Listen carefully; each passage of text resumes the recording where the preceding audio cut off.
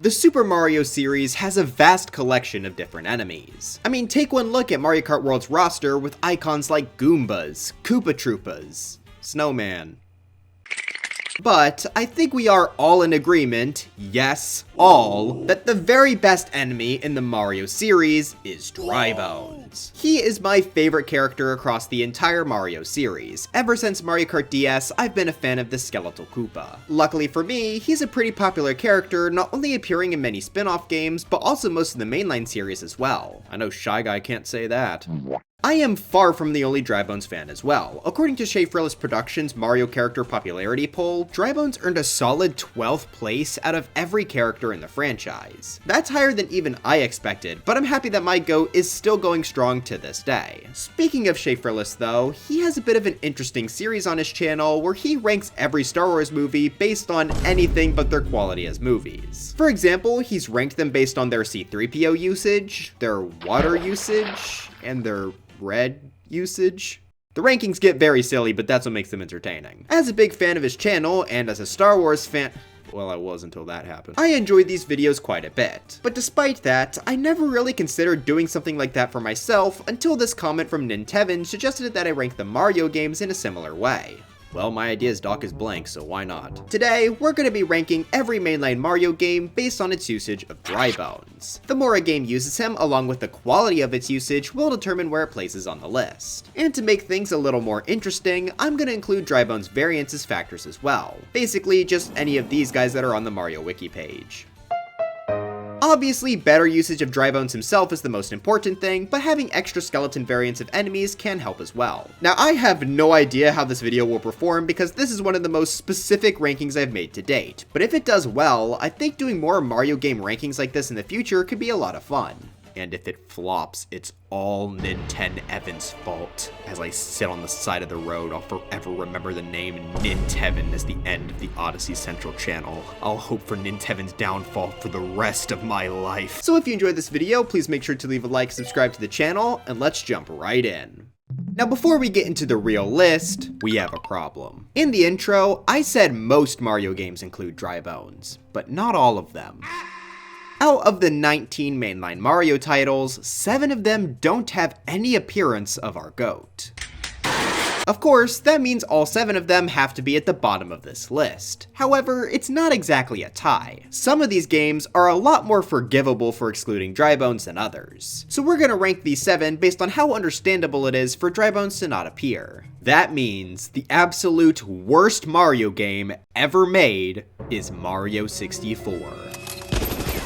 Yes, this was the first 3D Mario game, but it came out well after the introduction of Dry Bones into the series. Not only that, but this game does feature Koopa NPCs and enemies, which means it's not that unreasonable for a Dry Bones to appear. But Mario 64 decided to include no Dry Bones and no variants, despite having levels where he could easily work. The next game is 18 Super Mario Sunshine. This is the latest Mario game to not include Dry Bones at all, which makes it about as unforgivable as Mario 64. What keeps Sunshine out of last place though is just the fact that its enemies as a whole are pretty weird. Clearly they were wanting a different vibe for this game. I mean, instead of Goombas, we got strolling stews. There aren't even any true Koopas here. There are some really weird variants, but that's about it. So even though Sunshine came out well after Dry Bones did, I can somewhat understand him not being here. I wouldn't want Dry Bones looking like this anyway. 17 Super Mario Bros. 2 USA. This game came out before Dry Bones and it wasn't even designed to be a Mario game really, so Dry Bones not being here does make sense. They could have still added some sort of skeleton enemy though.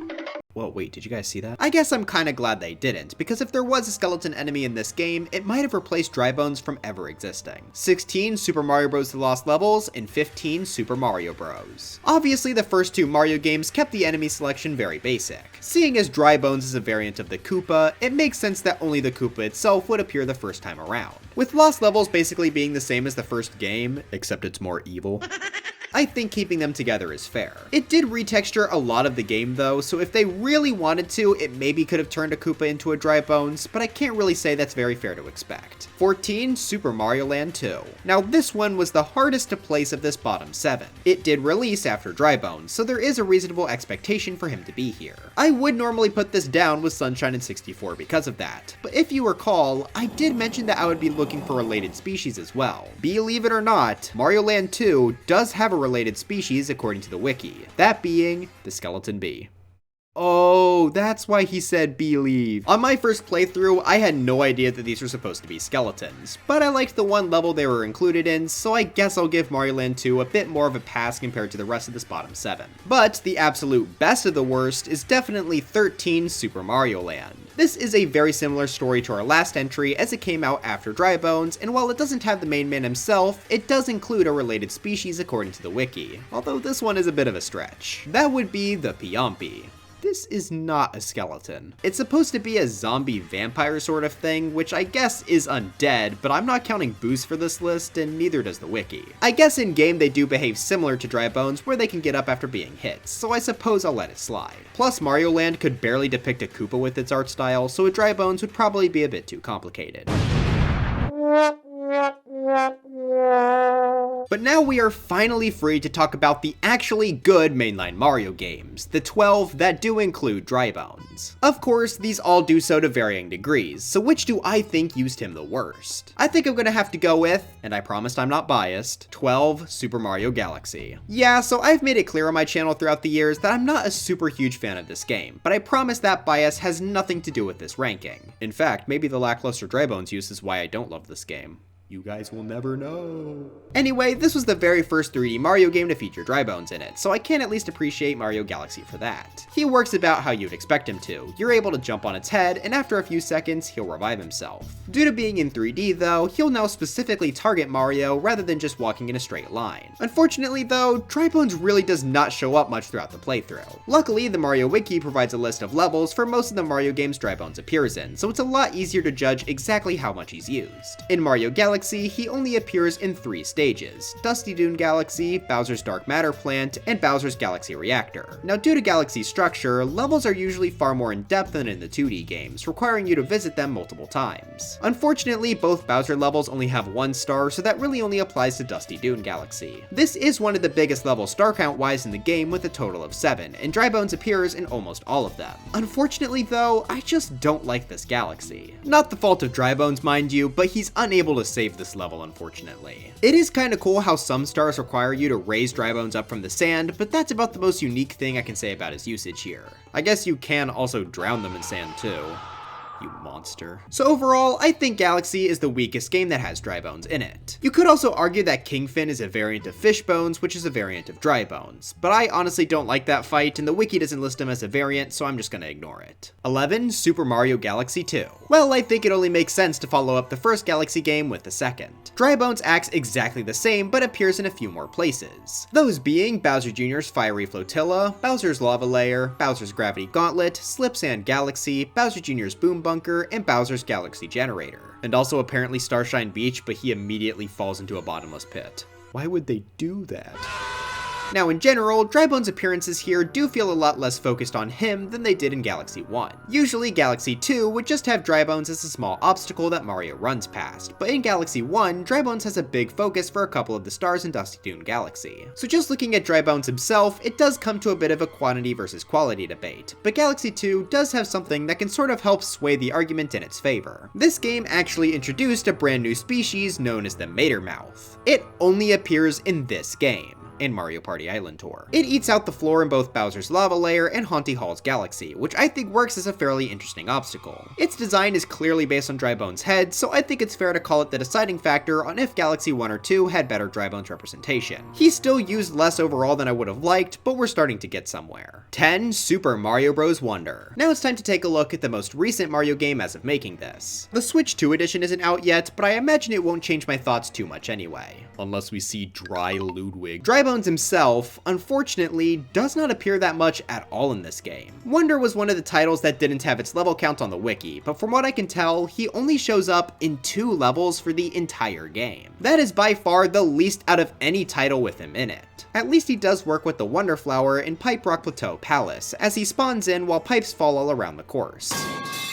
Overall though, this amount of appearances is pretty disappointing, and it's the big reason Mario Wonder is placing super low on the list. However, I did put it above the Galaxy games, so why is that? Well, that's because Wonder features a solid amount of Dry Bones variants, which does slightly help fill the void. Bone Goombas are pretty much just slightly stronger Goombas, as it now takes 2 jumps to kill them and they're invincible to fire. As far as I can tell though, they only appear in 3 levels. We also get 2 variants of the Bone Plant, both of which are exclusively found in Fluffpuff Peak's Palace. While their time in the spotlight may be short, they do at least make good use of it, being pretty much the main enemy of the level and having a big part to play in the Wonder effect. Just like Mario, they'll be stretched out really tall, making them difficult to avoid. But the most important Dry Bones variant here is the brand new Rever, which is meant to be a dog. They show off this game's handle gimmick, so you can pull them and send them flying into a wall. This is helpful to get collectibles in a couple stages and is pretty entertaining to work with. They even get their own bonus level where you have to try and run alongside it to get the Wonder Seed, which is quite fun. Unfortunately though, the appearance count is still very low, only getting 2 full stages and the bonus level. So adding them all together, all the Dry Bones variants only appear in 5 total levels plus a bonus stage. Each of the appearances are pretty good quality wise, but that extremely low count hurts him a ton, especially since the main Dry Bones are only in 2 levels. 9. Super Mario Bros. 3. Despite all the beef I may have had with this game, it did introduce Dry Bones into the world. Right away, that's gotta give it some points. Unfortunately though, there's not really many other points it can get. This is the most basic version of Dry Bones. You can jump on his head and he'll revive himself after a few seconds. The Fire Flower is ineffective when fighting him, but other items like the Hammer Suit can defeat Dry Bones. The best part about his appearance in this game is his consistency. He appears in 9 total levels, 8 of which being fortresses and the other being the final castle. I think that he works pretty well, making the fortress levels feel more dangerous and a bit spookier. Mario 3 didn't have ghost houses yet, so the fortress levels acted as this game's more scary stages, second only to the hand levels that drag you to hell.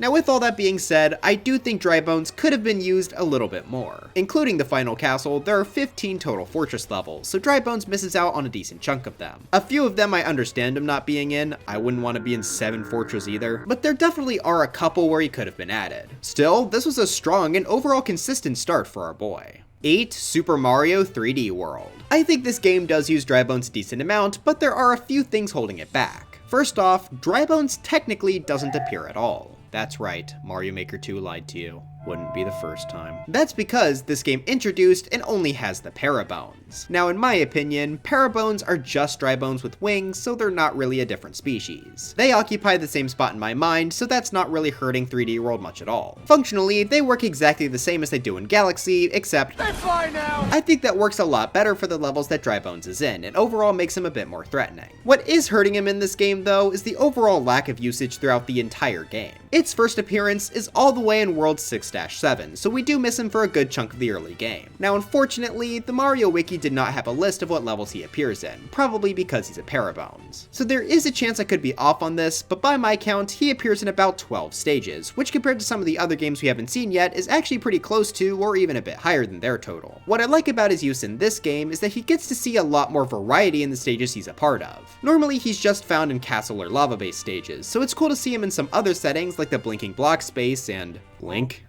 You're not supposed to be here. Parabones also gets a sticker in this game, which isn't huge, but I thought it was worth a mention. The main thing I would say is holding him back beside his lack of appearances in the first half of the game is the lack of variants. Parabones is the only one in this game, which does work well, but there's another game that I think uses them a lot better. So overall, I'd just say this game is pretty decent in the Dry Bones regard. Oh yeah, and if you want to ask where Bowser's Fury goes, dead last. There are no Dry Bones appearances in this game, and it has zero excuse. 3D World is lucky I did not count this mode against it. 7. Super Mario World. This game has one of the more unique takes on Dry Bones. Yes, the core is the same, but instead of just walking into Mario to deal damage, he can now also throw bones. These will fly straight forward and act as pretty good projectiles. They also break my capture card. Why is it doing this? This is the only game he does this in, which makes Mario World's rendition of the character a bit more memorable. I also always thought his sprite was a bit odd here, because if you compare it to a Koopa, they look nothing alike. In fact, Dry Bones are actually bigger than Koopas, which doesn't really make much sense. To me, I've always thought of the Mario World Dry Bones as being a bit closer to Yoshi's, so maybe Bowser just killed a bunch of them.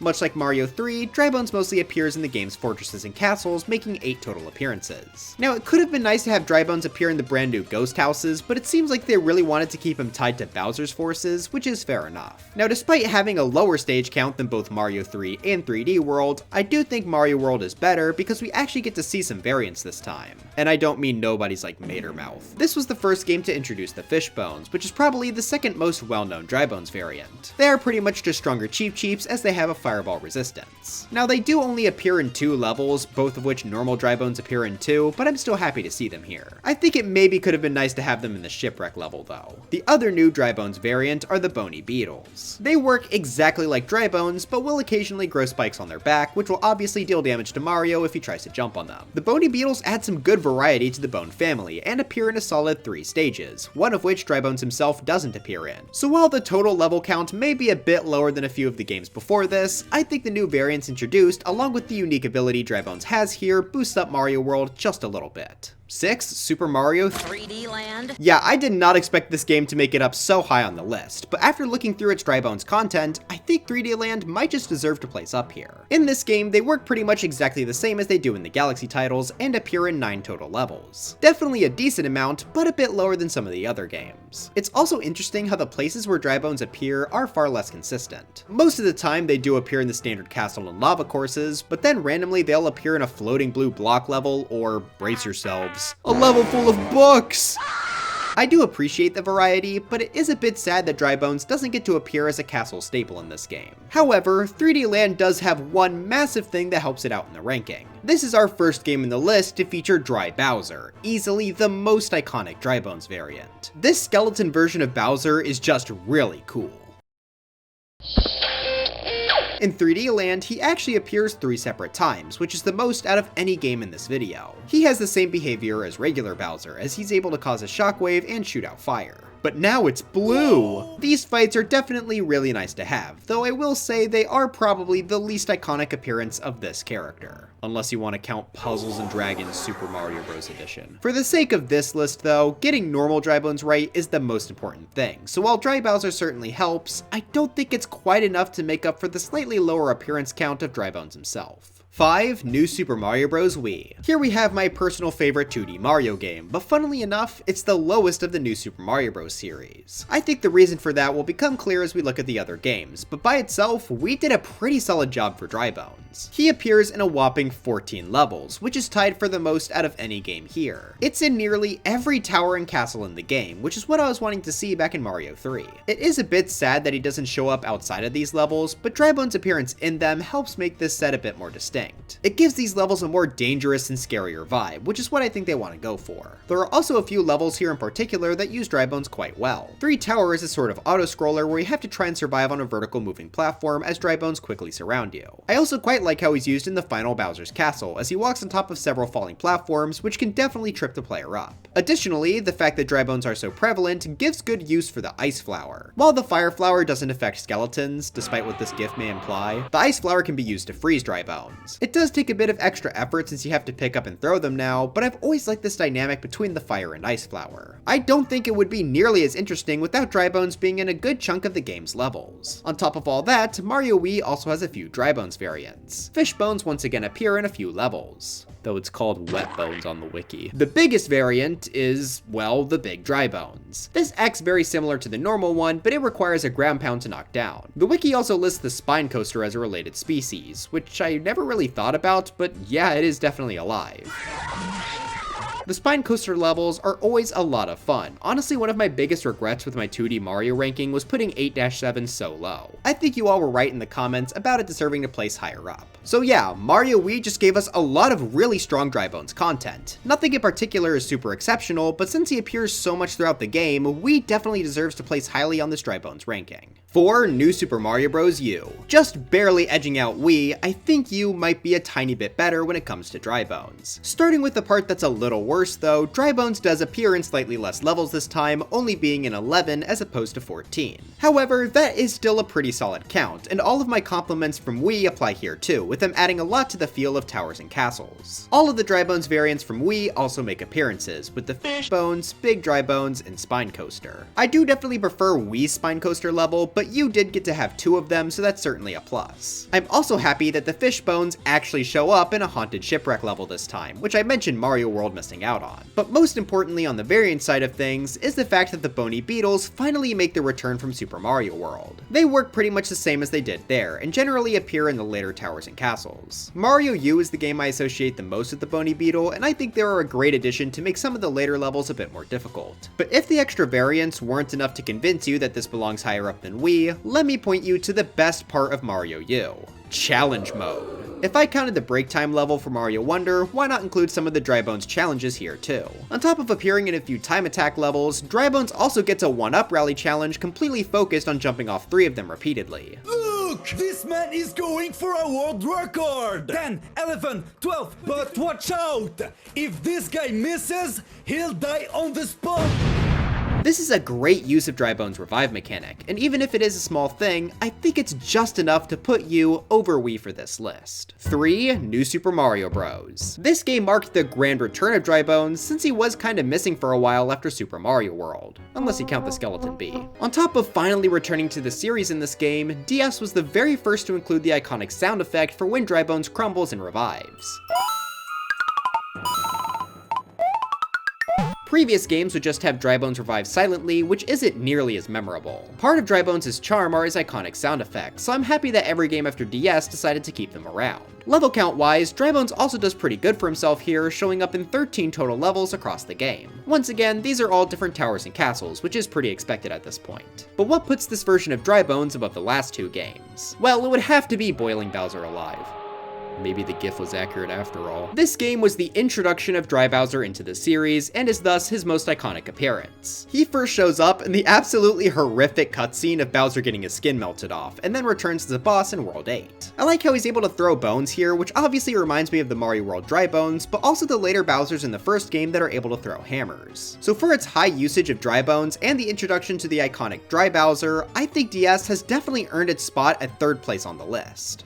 Oh yeah, Big Dry Bones were added here too. But these 2 final games are without question far above the rest. It was extremely difficult for me to choose between them as they are both fantastic pieces of Dry Bones media. If you have either of these 2 games at number 1, I completely understand. But for me, the runner-up is going to 2, New Super Mario Bros. 2. This may come as a bit of a surprise, but the best New Super Mario Bros. Game is probably the one least talked about. Well, at least it's the best when it comes to Dry Bones.